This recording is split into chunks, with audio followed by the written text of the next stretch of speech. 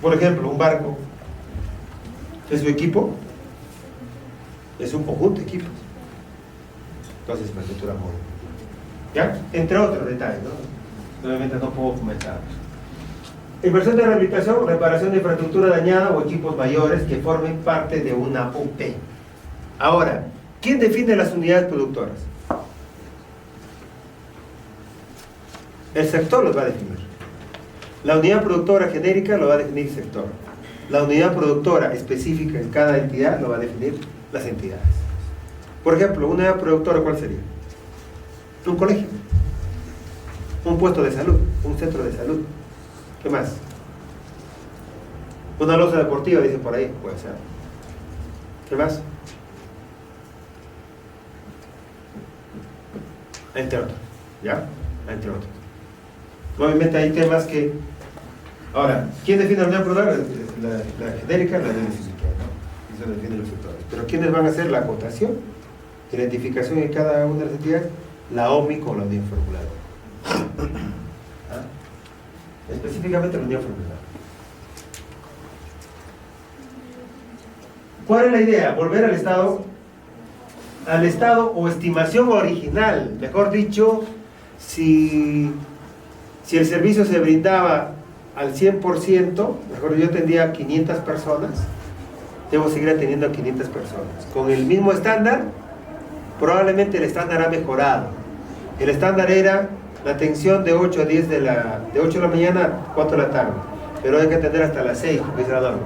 Será hasta las 6 o hasta las 8. Por ejemplo, si el cerco perimétrico era de adobe y tengo que reparar el cerco perimétrico, ¿qué debo hacer ahí? ¿Lo reparo?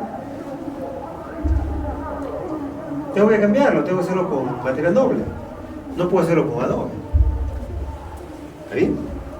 ¿Ya? Ahora, si es todo el cerco perimétrico, ¿ameritaría hacer una rehabilitación o una ampliación marginal?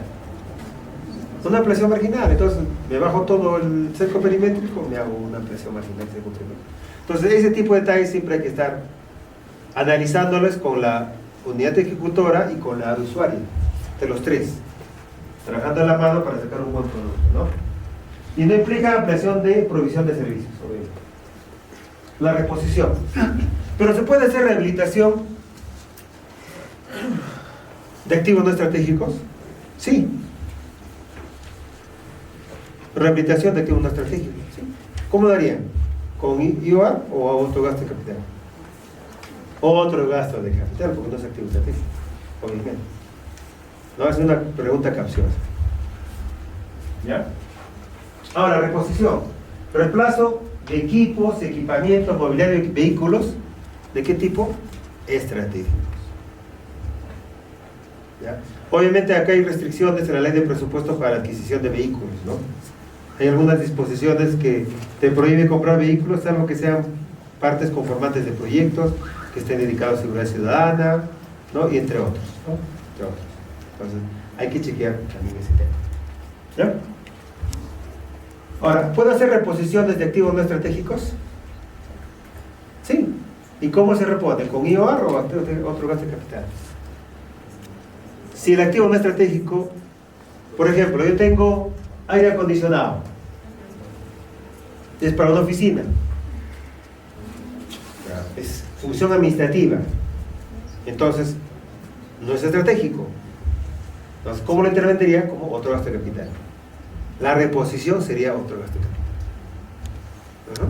¿Sí? Entonces siempre hay que analizarlo, ¿no?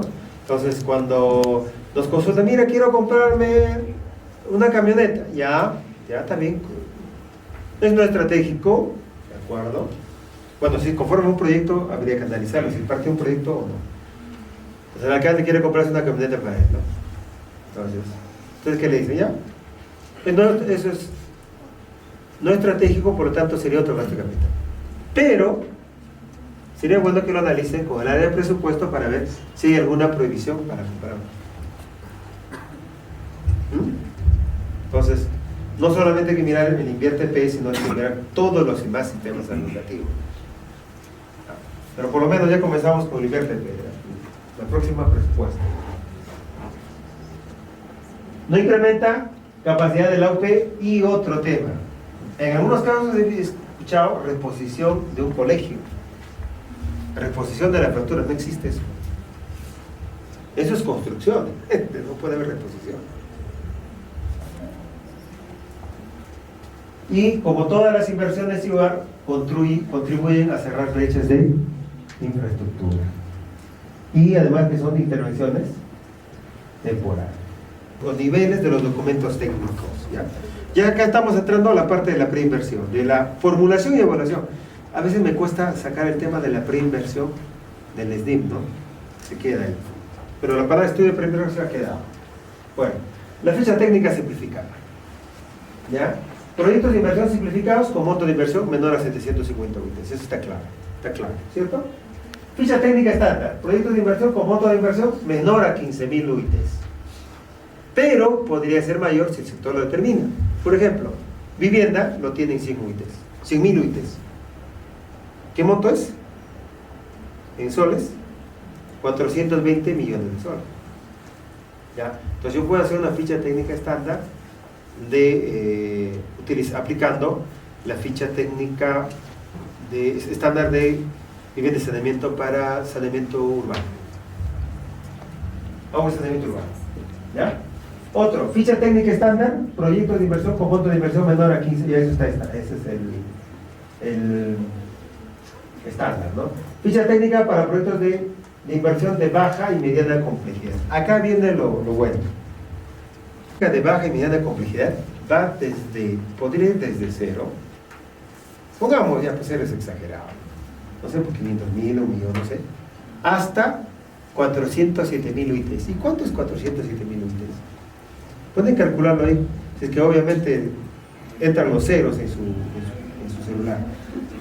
Son 1.700 y pico millones de soles.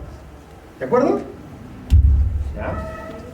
Entonces yo tengo ese margen hasta ese monto para hacer ficha técnica de baja y mediana complejidad. ¿Cuál es la diferencia para hacer estudio de preinversión? ¿Por qué yo podría hacer estudio de preinversión si el monto es menor a ese monto? O sea, si el importe de la inversión es menor a ese monto. ¿Qué te dice ahí? A ver, si es un proyecto de 1.000.000 de soles y te dice tienes que hacer estudio de preinversión. ¿Pero por qué esa es ficha técnica de baja y mediana complejidad? Inclusive yo puedo decir, ese es un proyecto simplificado. ¿No? Tienes que hacer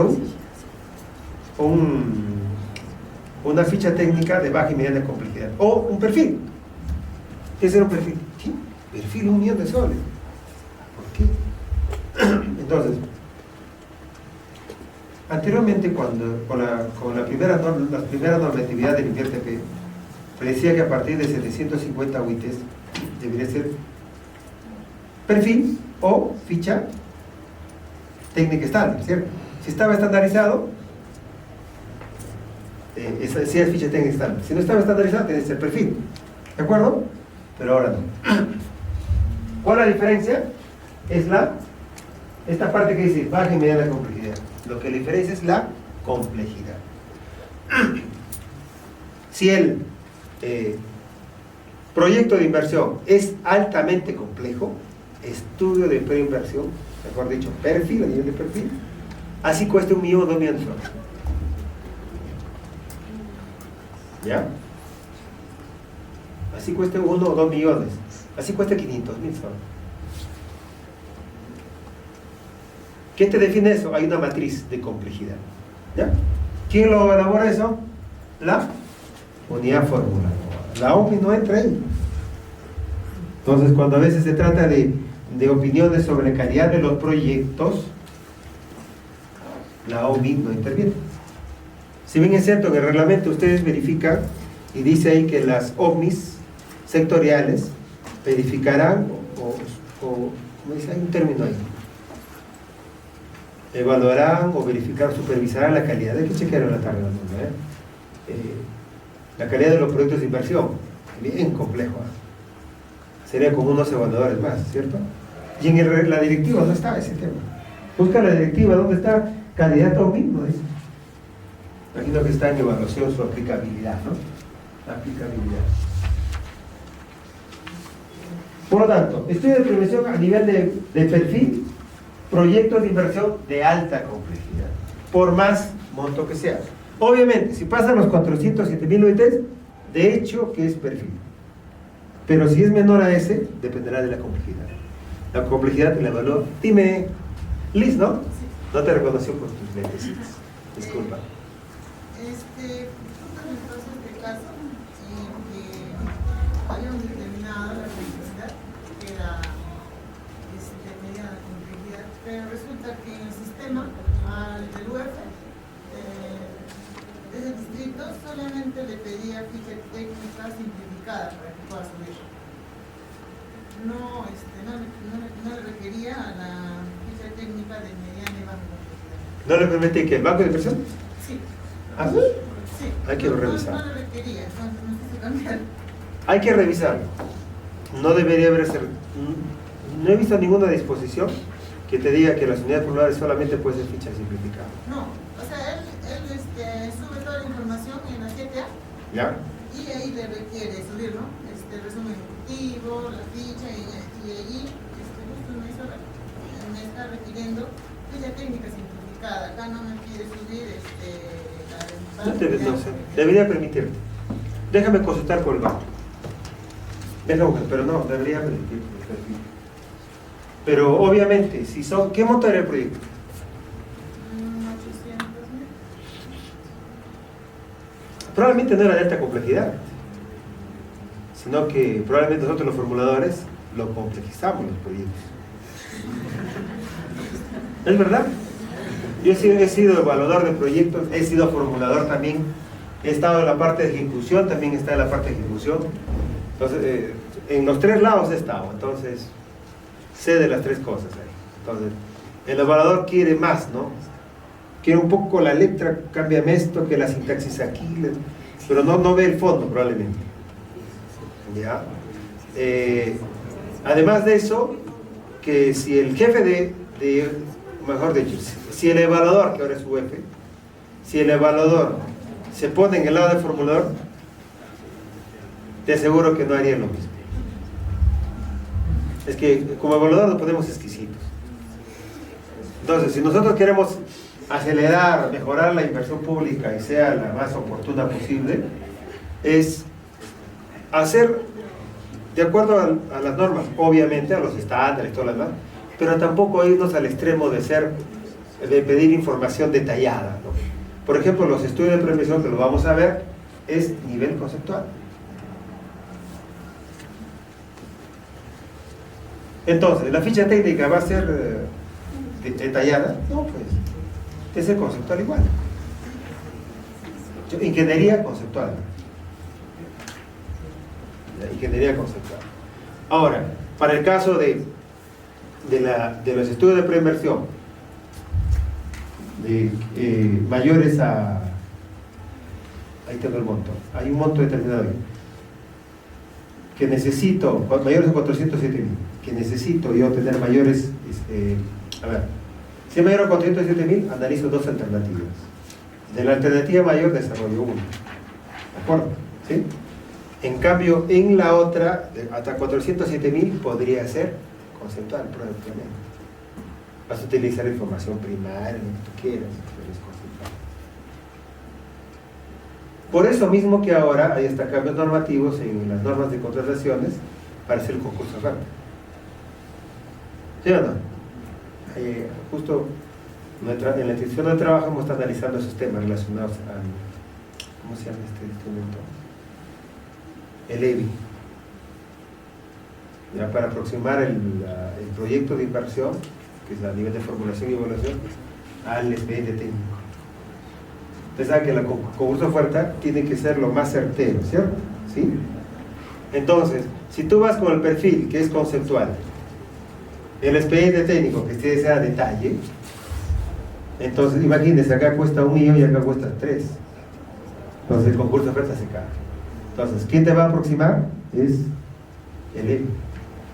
Y es como un segundo estudio de preinversión, por decirlo, o un segundo perfil, por decirlo así. Pero solamente de la ingeniería, nada más. Ya no de la parte del diagnóstico, que es la oferta y demanda, ya no entra eso, solamente la parte de ingeniería. ¿Ya? Por lo tanto, sigue siendo conceptual. El SNIP cuando nació conceptual.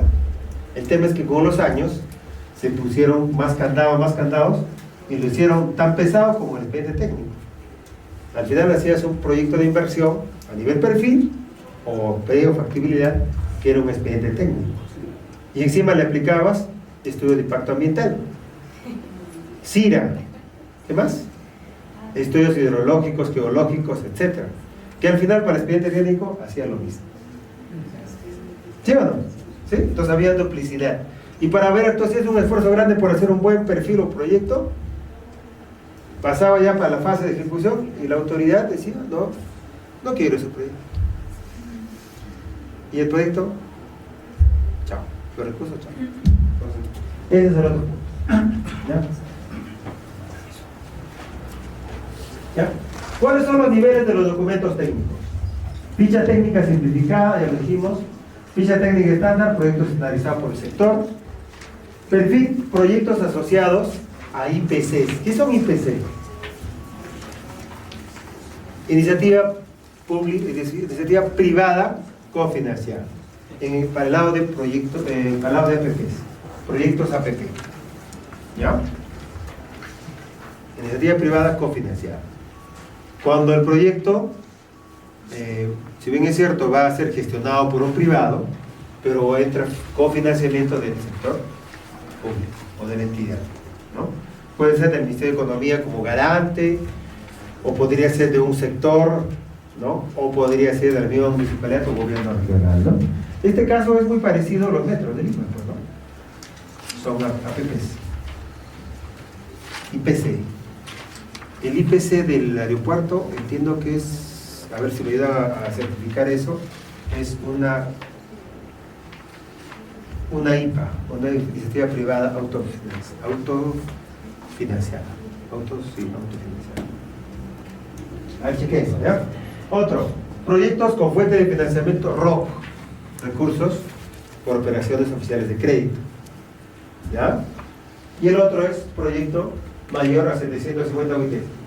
Eso en el caso de que no sea de baja unidad de complejidad, ¿ya? Si es de alta complejidad, en este caso, Forbes. ¿Ya? Clasificación, ya, acá esto es importante tener en cuenta. Esto ya es el tema de la baja unidad de complejidad. Si el proyecto es menor o igual a 15.000 UITs, su clasificación de nivel de riesgo es bajo, ¿ya? Si está entre 15.000 a 407.000 UITs, valor medio. En realidad, ustedes ven ahí el intervalo es recontra amplio, es muy amplio, ¿sí o no? De 15.000 ir, ¿cuántos son? ¿30 veces más? 20, 15 por 20, claro, 20 veces más. Es bastante. Y el otro es 407.000 UITs valor alto, así de sencillo, ¿ya? Entonces, son segmentos recontra diferenciados, muy diferenciados. ¿Y cuál es la matriz? Esta es la matriz. ¿Quién debe ser? La unidad formuladora. Ya, la unidad formuladora. Riesgo alto. Ustedes ven ahí riesgo alto y ven el monto. Si el riesgo es alto y el monto es alto, es alta complejidad. En realidad, para los tres, para estos tres,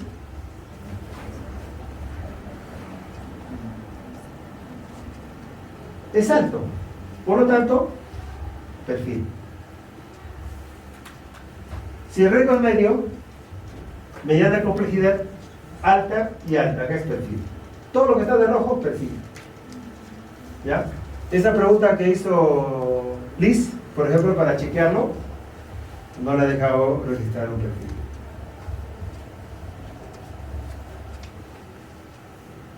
Por otro, puede ser que la tipología no está riesgosa, probablemente, eso voy a cerciorarme, ¿ya? Otro, si el riesgo es medio, mediana complejidad. En estos dos y acá, en estos tres se aplican fichas técnicas de baja y mediana complejidad.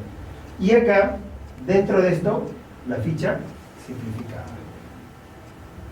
o también la ficha estándar.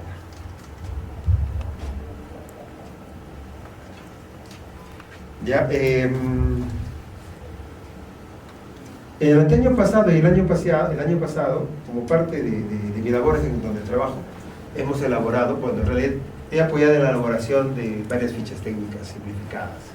Proyecto, creación o recuperación. Si es creación, nuevo, riesgoso, 1. Y si no, le ponen 0.5, 0.5 y mejoramiento 0. ¿Cuál es el tipo de unidad productora? ¿Lineal? Si es que hay más de una localización, o no lineal. Si es lineal, 1. Si no es lineal, 0. ¿Cuál es el número de estudios técnicos? ¿Se requiere más de 3? 1. ¿Se requiere menos de 3? ¿O solo se requiere hasta 3? 0. Lo más conceptual posible.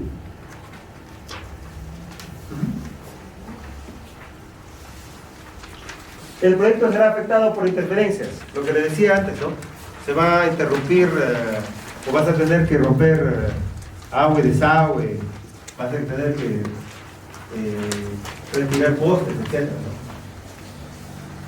¿Será afectado por 3 casos? 1. ¿Solo será afectado por alguno? 0.5. Todo apunta a que tú le pongas 0.5 ahí, porque no siempre se van a dar 3 casos, máximo 2 o 1, y esto es. No será afectado por ninguno, 0. ¿El proyecto se localizará dentro de la zona protegida? Sí, 1. Y si es no, 0. Por ejemplo, si están en Cusco, centro de Cusco, obviamente que le vas a tener que poner 1, ¿no? O si estás en Chavín también, ¿no? O en el Parque Huascarán, o sea, ese complejo ahí debe tener opinión técnica acá de Cernán, ¿no? Entonces hay que ver dónde estoy, ¿ya? Si es una zona con bastante recursos arqueológicos, obviamente todo lo que escarro, todo lo que mueva, va a haber recursos arqueológicos, sí o sí, ¿no?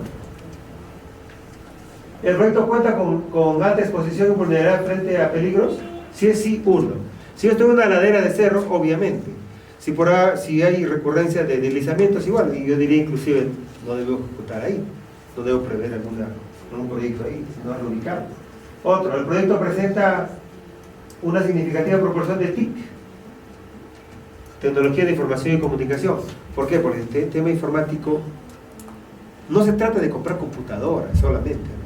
A veces pensamos que TIC es computadora, no, TIC es tecnología. TIC es incorporar, adecuar tus procesos, más que adecuar tus procesos, es adecuar la tecnología a tus procesos y mejorar tus procesos y a los aplicativos. ¿Ya? Entonces, ¿cómo puedes implementar algunos sistemas de información para el control o gestión de consultas, hospitalización, cirugía y demás servicios en el hospital? ¿Ya? Sí, ¿qué mejoras debo hacer? Entonces, yo solamente me enfoco infraestructura, equipamiento, capacitación, etc. Pero me olvido de tecnología, estoy frito. Ahí debo tener en cuenta el tema tecnológico. Y no solamente son computadoras, son aplicativos, son desarrollos tecnológicos, son análisis de datos. Por ejemplo, lo que no estoy viendo es que en los sectores, hay algunos sectores que estamos aplicando el tema de la aplicación de inteligencia de negocio, ¿ya? Apúntenlo, es un tema muy importante. Es como que ahora manejan ustedes Excel, y el Excel es importante. De acá unos años, si no maneja inteligencia de negocios, sale del mercado, ¿ya? Inteligencia de negocios es que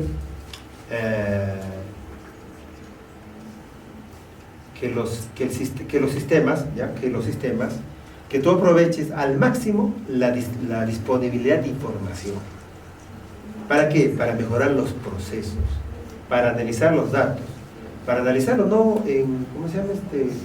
A ver, dame tu reporte en Excel y ahorita voy a sacar mi estadística. No, tú ingresas los datos o parte los datos de un sistema a otro, verificas, ya tienes los reportes, cuánto ejecutó tal, cuánto ejecutó lo otro, cómo va este proceso, quién se equivocó acá, en línea. Hay unas imágenes que les voy a mostrar de lo que figura en el Google, de lo que es inteligencia de negocios. ¿Ya? Inteligencia de negocios aplica estadística, aplica informática, desarrollo informático obviamente, pero hacer inteligencia de negocios no necesita ser informático. El informático que sabe inteligencia de negocios y sabe todos los demás temas es útil. Pero el economista, el ingeniero civil, cualquier tipo de ingeniería menos informática, podría ser un especialista en eso. Es explotar los datos. Es inteligencia de negocios. Y el otro es analítica de datos. La analítica de datos es explotar los datos que se genera a nivel masivo. La inteligencia de negocios, obviamente, ¿no? Pero la analítica de datos es un paso más adelante.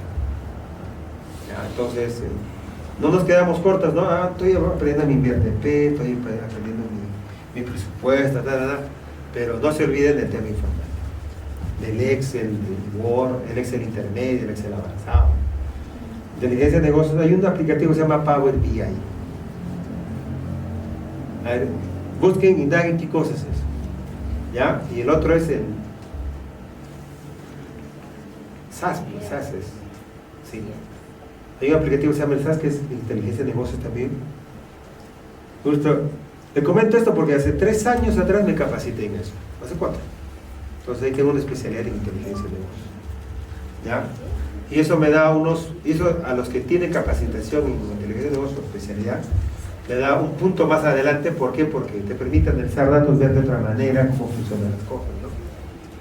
Ves a nivel de sistemas, ves a nivel de aprovechamiento de información, cómo estos datos deben compartir con estos. Y si sabes analítica, mejor, ¿no? Entonces, es al igual que aprender inglés o aprender Office, igualito va a ser, cada uno sabe. Entonces, está cerca. El proyecto presenta, hay otra cosa, que a nivel web también hay diplomados, especializaciones de inteligencia de negocios, que no es lo mismo que hacerlo en persona, presencial obviamente, pero sí es muy bueno. Se dispone de un modelo de gestión del servicio asociado al proyecto. ¿Qué tipo de fuentes? No, esto es todo ya. El proyecto necesita insumos con costos muy variables. Por ejemplo, son insumos no muy frecuentes y hay que conseguirlo, no sé, de otro país, o hacerlo, o elaborarlo de una manera especializada, o el mercado está restringido, que es muy difícil conseguirlo. 12. El proyecto requiere de la validación de aceptación por parte de los usuarios.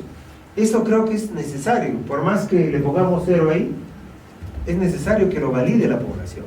Un proyecto sin validación es un proyecto que puede tener problemas en el futuro, puede darse problemas sociales por un proyecto determinado. ¿Ya? En algunos casos ha habido problemas por el solo hecho de poner la base, un parque, poner todo al mismo nivel, mejor dicho, que sea plano, y alguien se quejó, dijo, no, tiene que haber un estradito para que las autoridades puedan dirigirse a la población. Entonces, nadie hizo caso, al final hizo problemas y no se ejecutó la obra. Hasta que todos estén de acuerdo, recién se ejecutó. ¿Ya? Entonces, hay que tener en cuenta. Otro, el horizonte de evaluación del proyecto superior a 10 años. A ver, ¿cuál es de medio riesgo? Hasta 8.5. En otras palabras, de las 13 preguntas, 8.5, 8 preguntas le dio 1 y hay 0.5 le dio 1 más. Y 8.5, y se quedó en baja y mediana complejidad. ¿Está bien? Pero si pasó, perfil. Entonces, a nosotros, como especialistas, ¿qué nos convendría? ¿Hacer perfiles? ¿O hacer fichas? ¿O hacer otro gasto de capital? Depende, ¿no? Tampoco puede decir que convendría, ¿no? Depende de qué tipo de intervención necesitamos, ¿no? Entonces, con esto estoy diciendo, si te conviene hacer fichas, ya pues ponle, no le pongas 1, ponle 0. Ya, ahí sale. No, lo que sea correcto. Claro, no será lo que te conviene. Claro. Ya. Otro punto. ¿Hasta acá alguna pregunta? Ya estamos entrando al proceso de formulación y evaluación. Justo con el organizador nos habían planteado 2 horas. Necesito un tiempo más y terminamos hasta acá y luego entramos de frente a la formulación y evaluación. ¿Ya? Permítame terminar esta parte. Proceso de formulación y evaluación. 7A, proyecto de inversión. Solamente para comentar, 7C y OA. ¿Y 7B para qué es? Programa de inversión. Ahora, los programas de inversión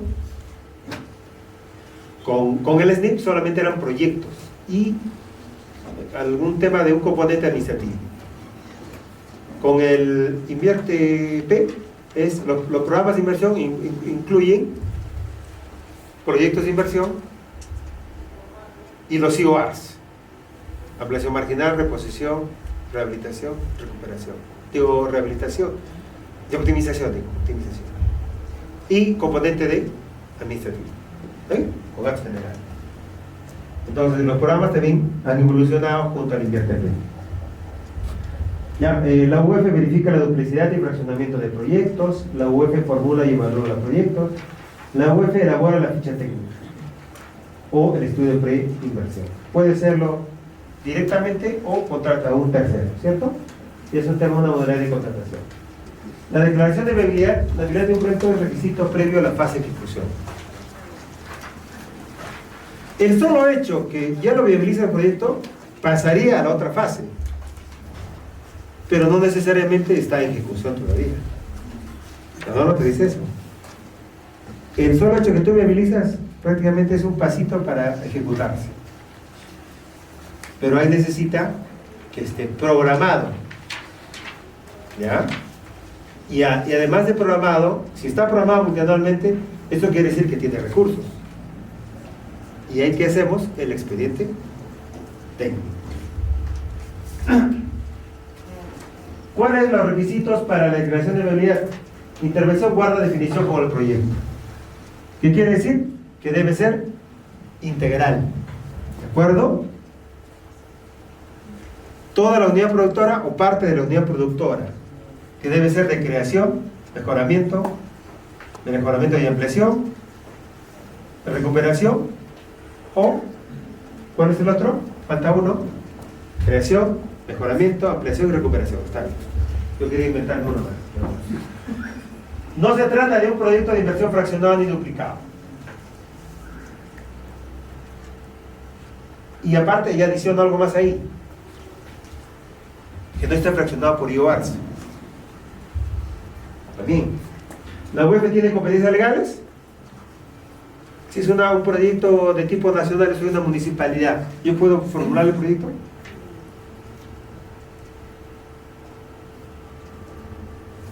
No podría evaluar ni viabilizar. No lo podría. Es el caso de los hospitales. Los hospitales, el de acá de Huaraz, el de Huari, entiendo que el de Caraz y Carhuaz también, son de competencia regional. Si lo formula una municipalidad, lo registra, ¿va a poder viabilizarlo? ¿Formula evaluarlo? No lo puede. Les cuento esto porque en algún momento pasó eso en una municipalidad, ¿ya? Y bueno, es hace mucho tiempo. Mejor no digo qué municipalidad fue. Hay tal susceptibilidad, es como 8 años más. La municipalidad formula un proyecto de un hospital y quiere registrarlo. Meses anteriores le indicamos: no puedes formular proyectos de hospitales. No, voy a formular proyectos.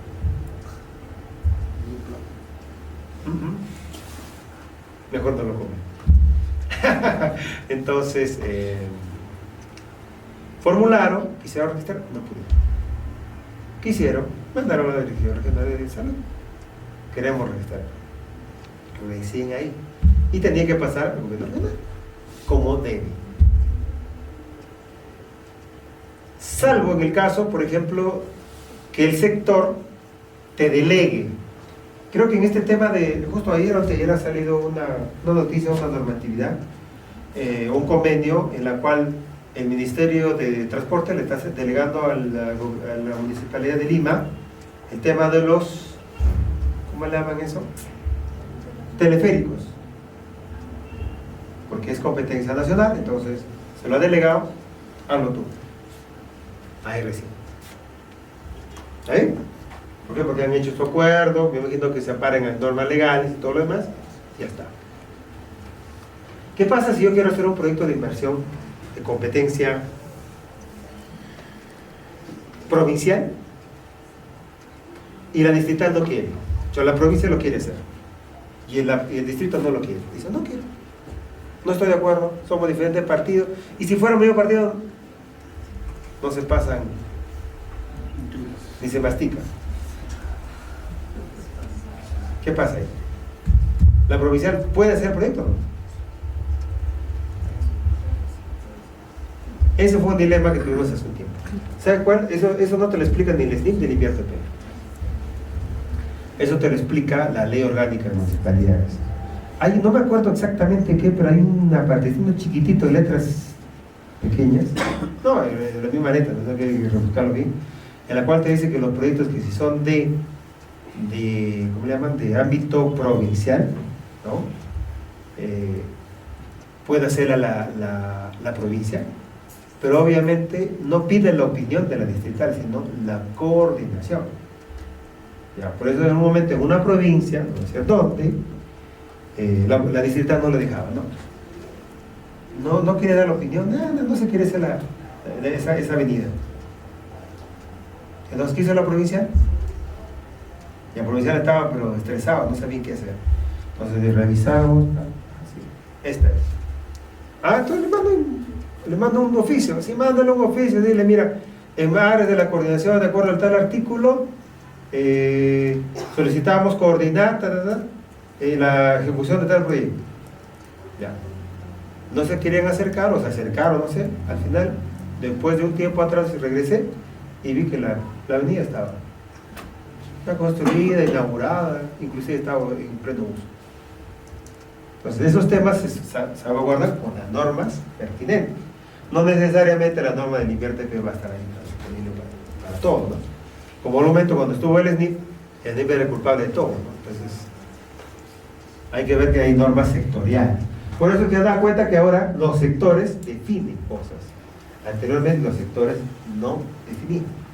Ahora los sectores definen brechas, definen servicios, definen activos estratégicos o no, definen unidades productoras. ¿Por qué? Porque lo compatibilizan con sus normas sectoriales. Digamos, hay algunas características más de por qué yo debo viabilizar. Las ideas de cumplir con los procesos y procedimientos del INVIERTP. Las fichas técnicas del estudio de preinversión han sido elaborados de acuerdo al anexo 11. Las fichas técnicas han sido formuladas con una metodología de formulación y evaluación ex ante de proyectos. Todavía no hay una metodología ex ante del INVIERTP. Todavía no lo hay. Todavía no lo hay. ¿Ya? Saca el sector, saca el MEP, sacan los sectores. Obviamente no va a ser pues en automático, ¿no? Es igual que el semáforo, ¿no? Te da verde y los carros no comienzan a circular así, salvo aquellos que son los que no valoran su vida, ¿no? Entonces va a ser progresivo, ¿no? Probablemente lo saca a fines de año o el próximo año la metodología general, entonces luego salen las otras metodologías sectoriales. Los proyectos de inversión no están sobredimensionados. Esto es un término que viene desde el SNIP. ¿Ya? ¿Se cautela la sostenibilidad? Esto debe cautelarse. Obviamente, para cautelar la sostenibilidad, debe haber una opinión del área de presupuesto en cuanto a la sostenibilidad del proyecto, ¿cierto? Y no necesariamente que el jefe lo firme, como se acostumbra, ¿no? No, yo lo voy de sostenibilidad, lo firma tal gerente, pero pasa una semana y ese gerente no está. Y simplemente se ejecuta, pero no funciona la inversión, ¿no? Esto es el caso del IOAR, solamente para comentarlo, ¿ya? El IOAR se registra con el 7C. La UEF debe determinar si el servicio que será objeto de alguna IOAR requiere que la capacidad para su producción sea ampliada. Si va a ser ampliada, y es toda la unidad productora, ¿qué sería? Un proyecto. La aprobación de un IOAR tiene una vigencia de 1 año. ¿Y el proyecto de inversión cuánto de tiempo de vigencia tiene? 3A. El expediente técnico. El expediente técnico del proyecto es 3. Y de ahí va.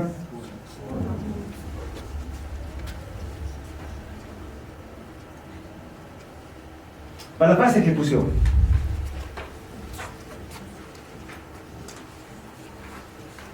Pasan a la fase con la aprobación con la viabilidad o con la aprobación del nivel de inversión. ¿De acuerdo? ¿Ya? Eso está claro. ¿Sí? La fase de ejecución para la elaboración del expediente técnico o documento equivalente. ¿Cuál documento equivalente? Estudio definitivo. ¿Qué más? ¿Qué otro documento más que cómo lo ejecuto? A ver.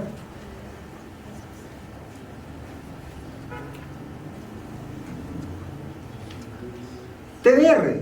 Podría ser un TDR, una especificación técnica. Por ejemplo, si voy a comprar un equipo, no voy a hacer un expediente técnico para un equipo, el expediente técnico es para obras. ¿De acuerdo? Si yo lo voy a ejecutar de manera separada, una especificación técnica. O podría ser un TDR. O podría ser en unos casos le llama plan operativo, un estudio definitivo. Si no tiene obra, obviamente, si tiene obra, se constituye en expediente técnico, ¿no? Entonces, son características de ejecución que se han dado con el SNIP. Lo que pasa es que el SNIP solamente veía expediente técnico. No te hablaba de estudio definitivo, de nada por el estilo, sino eso era parte de la costumbre.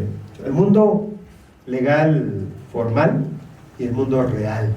En el mundo real ha habido planes operativos, ha habido TDR, especificaciones técnicas, entre otros documentos técnicos, ¿ya? Culminada la ejecución y habiéndose efectuada la recepción, la UI registra o realiza la entrega física de la misma. ¿De acuerdo? La liquidación se hace de acuerdo a la norma técnica. El invierte no entra a tallar ahí, porque hace un rato comentaba acá el ingeniero. El órgano resolutivo autoriza la elaboración de los expedientes técnicos. Y documentos equivalentes, así como cuando estos han sido declarados mediante fichas técnicas. Si usted lo hace con ficha técnica, el órgano resolutivo tiene que autorizar. Y si lo han hecho con perfil, no es necesario.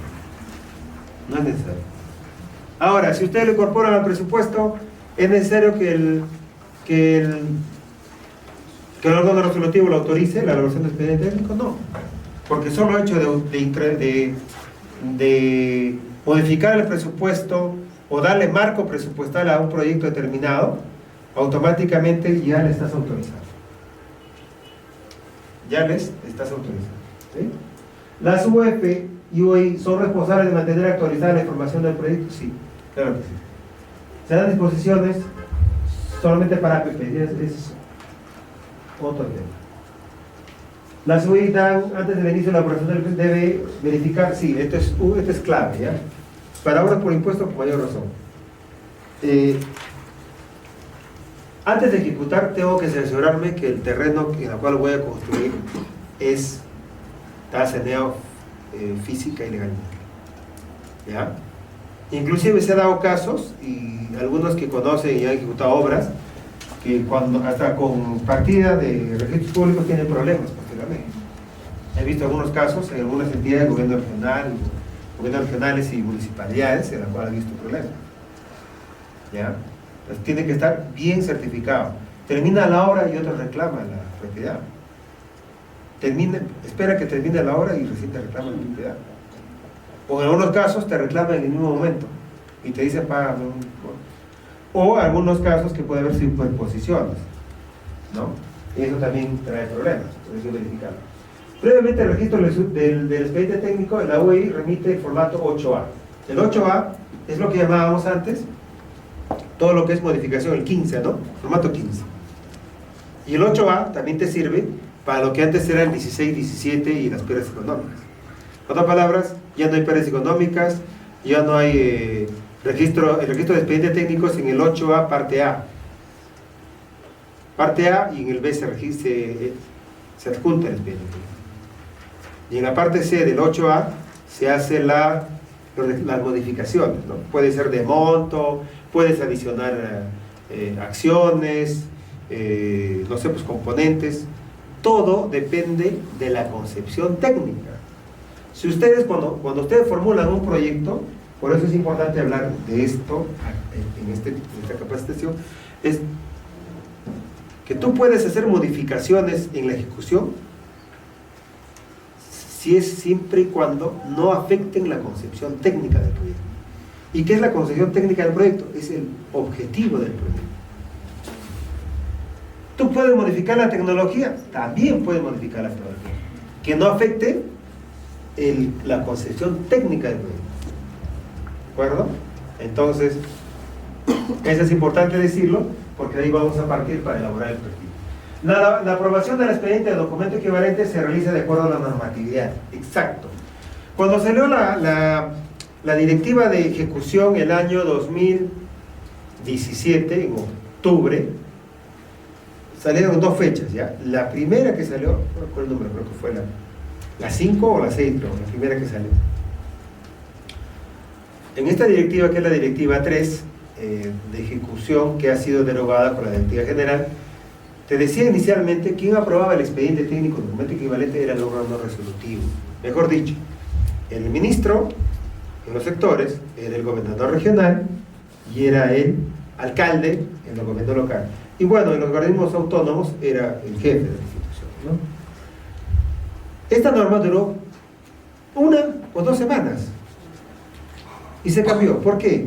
Porque la forma acostumbrada de aprobar los expedientes técnicos no es un tema del INVIERTP, es un tema interno, es un tema que nació obviamente con el Reglamento Nacional de Edificaciones y otras normas relacionadas a la ejecución de obras o ejecución de proyectos, ¿no? Entonces, depende de la entidad quién va a aprobar. Por ejemplo, hay entidades donde aprueba el gobernador regional, hay entidades donde aprueba el gerente regional, hay entidades que el gerente regional lo aprueba pero lo delega a sus gerentes de las subregiones. Hay ministerios en la cual sus unidades ejecutoras, los jefes de unidades ejecutoras aprueban el expediente técnico, pero hay entidades que los jefes de unidades ejecutoras, presupuestales me refiero, no aprueban, sino aprueba otra área técnica relacionada a la ejecución del proyecto. Entonces depende la normatividad interna de cada entidad. Imagínense que haya un ministro que vaya firmando expedientes técnicos, que haya un gobernador regional que vaya firmando expedientes técnicos, no se le corresponde a la parte técnica propiamente, o quizás un peldaño más arriba a nivel jerárquico, ¿no? Entonces entre gobiernos regionales probablemente tú no vas a encontrar homogeneidad. Hay algunas que lo aprueba el gerente de obras, hay otro subgerente o gerente de subregiones, etc. ¿Ya? Entonces, esto se abrió el tema, ¿ya? El área de informática. Pero la unidad ejecutora es otra, que es la que debería gestionar el proyecto. Otro, la ejecución física de las inversiones se inicia luego de la aprobación del expediente técnico o documento equivalente. Obvio, ¿no? Aparentemente, porque al final a veces se dan problemas en el inicio de la ejecución. Las modificaciones se hacen, yo les dije, con el formato 8C. Claro, la consistencia tú lo vas a tener con el 8A. Ahí se dan algunas modificaciones. Registras con el 8B. ¿Está bien? Y ¿cómo se llama? Cuelgas el expediente técnico, y con el 8C las modificaciones posteriores a la aprobación al expediente técnico. Dígame, Jeremy. Estas modificaciones en cualquier momento se puede solicitar. ¿Durante la ejecución? Sí, se puede dar. Depende de la ejecución del proyecto. ¿Cuánto por ciento se puede hacer? No hay restricción ahora. Todo debe estar en función a la concepción técnica. Y obviamente hay que tener en cuenta las normas de contrataciones y la norma de Contraloría también. Entonces, ahí el SNIP, el INVIERTP, Contraloría. Chequearlo como te lo conmigo no es. ¿Sí? O en el caso de contrataciones, tema de contrataciones, míralo como el proveedor. INVIERTP no es. Entonces, el INVIERTP se está curando esta salud en muchos temas. En el SNIP se compraba muchos de sus flechas. según corresponda, siempre que se mantenga la concepción técnica. Durante la ejecución física de las inversiones, la unidad ejecutora debe vigilar permanentemente el avance de estas, ¿no? La vigencia del expediente técnico, los documentos de los proyectos de inversión tienen una vigencia de 3 años y debe dar un año. La concepción técnica es la alternativa de solución con la que se busca lograr el objetivo central. Eso es. Modificas tu objetivo del proyecto, modificas tu concepción técnica. Y si modificas la concepción técnica, tienes que cerrar el proyecto. Por ejemplo, tú identificas, formulas, evalúas, apruebas, le das plata y todo lo demás a un hospital en Huaraz. Pero alguien dice, no, pues el hospital de Huaraz no debe estar en Huaraz, debe estar en Carhuaz, debe estar fuera del ámbito de influencia del hospital. Si sale fuera del ámbito de influencia, cierra el proyecto. ¿Para qué vas a hacer el hospital? Si no lo vas a hacer en el lugar donde debe estar. La ejecución de dicha alternativa permite lograr la meta de producto asociada al cierre de las brechas identificadas. Antes de esto, acá hay un tema que es importante decirlo, ¿ya? Acá en la ejecución física. La unidad ejecutora de inversiones gestiona proyectos, son gestores de proyectos. La unidad ejecutora de inversiones son aquellas que se encargan de ejecutar un proyecto, ¿de acuerdo? Pero muchas de ellas no se comportan como gestores. Gestores significa, yo estoy a cargo del proyecto y yo debo ejecutar paso 1, paso 2, paso 3, paso 4, y todos yo estoy a cargo, estoy vigilando. ¿Ya? Gestiono. Las ejecutoras a veces no dejan, ¿no? Tienen 100 proyectos. ¿Eh? ¿Quién se encarga? A ver, tal, hazte cargo tú de esos. Que no tienen gestores. ¿Ya? Entonces, la normatividad ha salido hace poco, el 28 de julio, salió el Plan Nacional de Competitividad para la Productividad. No sé si lo han visto. Si no lo han visto, lean. Ya, hay un objetivo de estrategia que tiene que ver con infraestructura. Objetivo de estrategia que tiene que ver con infraestructura. Y hay algunas metas, ya que hablan de la aplicación del PMO. Ya, las entidades, hay un tema progresivo, no recuerdo muy bien las fechas, pero dicen que todas las entidades al momento deben tener sus oficinas PMO, mejor dicho, sus gestores de proyectos. ¿Ya? Número 1. Número 2. Toda la gestión de obras va a ser a través de el Franklin me puede ayudar. Modelamiento de construcción, del sistema de modelamiento de construcción. Es el BIM. ¿Ya? Entonces, si se quiere meter en estos temas, métase al BIM también, al PMO y al BIM.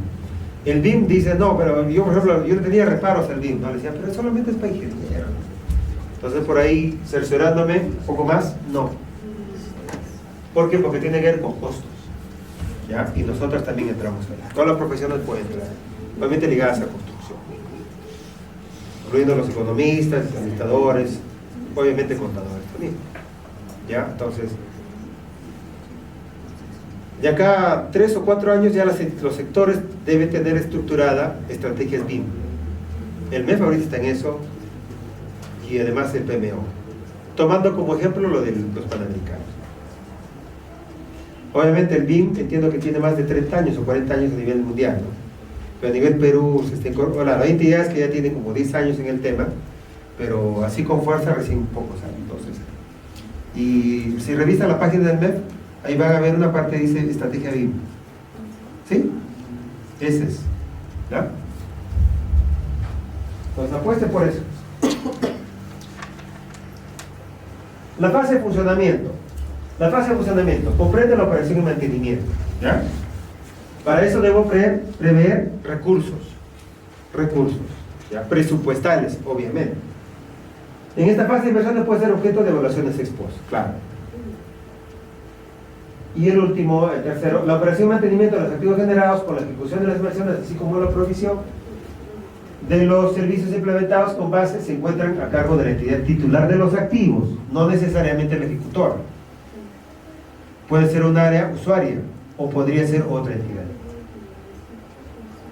Las entidades deben programar, ejecutar y supervisar las actividades mediante las cuales se garantiza la operación y mantenimiento. Y el segundo, que es importantísimo, es contar con un inventario de activos generados con la ejecución de las inversiones. El formato 11A, que son el registro de unidades productoras, y el formato 11B, que es el registro de los activos estratégicos. Y el registro de unidades productoras va a ser a nivel de unidades productoras genéricas. ¿Ya? Genéricas. Obviamente cada entidad va a especificar cuáles son sus unidades productoras en función a esa subgenérica. Acá están los activos estratégicos. La evaluación ex post. Hay varios tipos: ex post de corto plazo, ex post de mediano plazo y ex post de largo plazo. Bueno.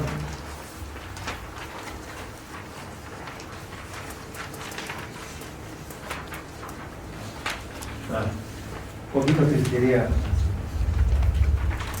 ¿Para qué nos va a servir el inventario de activos estratégicos?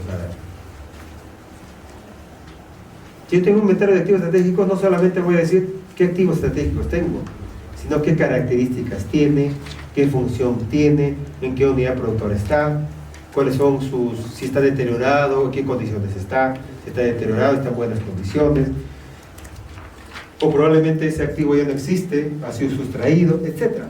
Entonces, a partir de eso, ¿qué elaboras? El MINSA es uno de los sectores bien ordenados y que trabaja el tema de plan de infraestructura, plan de mantenimiento, plan de equipamiento. Entonces, este inventario de activos te va a permitir hacer eso. Sea de activos estratégicos muebles como inmuebles. Entonces, si es inmuebles, infraestructura; si es muebles, equipamiento.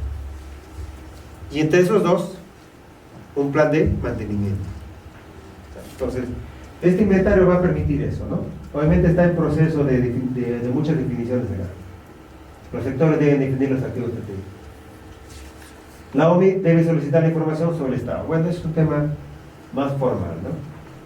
En el seguimiento de ejecución, la OMI es la responsable del seguimiento de las inversiones y puede solicitar la información que cree que considere importante a la unidad formuladora y a la unidad ejecutora, inclusive a las áreas usuarias.